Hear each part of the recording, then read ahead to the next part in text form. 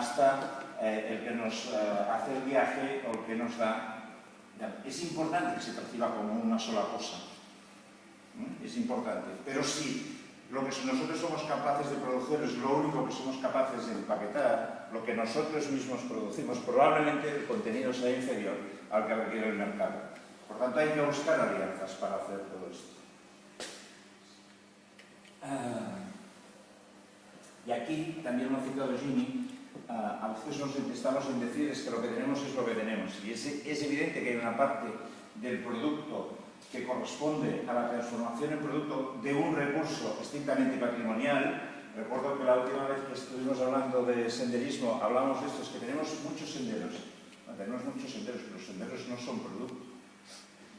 Los senderos, si no se sabe dónde empiezan y dónde terminan, si no están bien indicados y si no sabemos que en el transcurso de este camino vamos a tener una indicación, nos van a esperar a la llegada en un hotel con una cama bien preparada y una buena ducha o una sauna,